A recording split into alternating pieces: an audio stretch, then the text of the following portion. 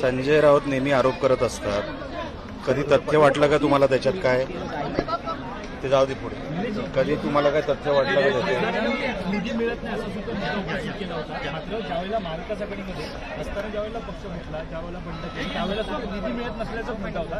तोच मुद्दा परत येतो. निधी मिळत नसल्यामुळे त्यांना माहिती आहे आमच्या शिवसेनेत आल्यानंतर कामं होणार.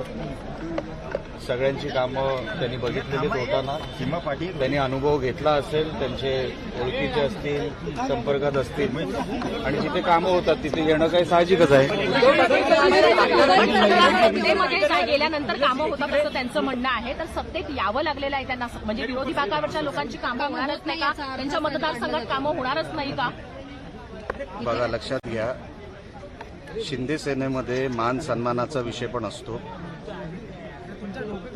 त्यांचं जिथे ते पक्षात होते त्यांना तिकडे काय मान सन्मान मिळत नव्हता. त्यांचं कोण ऐकून घेत नव्हतं, त्यांच्या कोण संपर्कात नव्हतं, नेते भेटत नव्हते. हा सगळा विषय आहेच ना.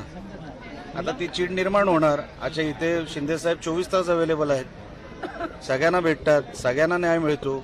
माझ्यासारखा माणूस 10 वर्ष जो प्रक्रियेच्या बाहेर होता, आज आमदार झाला ना शिंदे साहेबांमुळे. हा सगळा विषय असतोच ना. माना सन्मानाचा पण विषय असतो. कामं तर झालीच पाहिजे.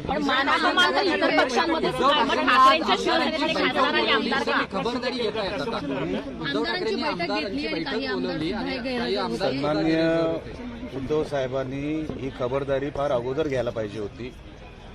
तेव्हा त्यांनी पक्षावर लक्ष दिलं नाही.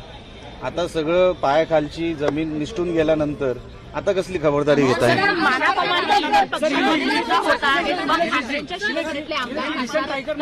पक्ष सोडतायत. मानापमान तर इतर पक्षांमध्ये सुद्धा होत असतात. मग ठाकरेंच्या शिवसेनेतले खासदार आणि ते त्यांना विचारा ना, ज्यांना मान सन्मान मिळत नाही.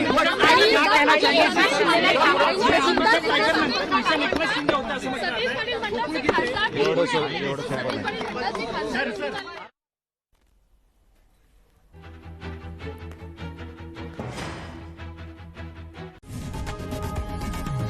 लोकशाही मराठी ऐका, पहा, जागरूक रहा.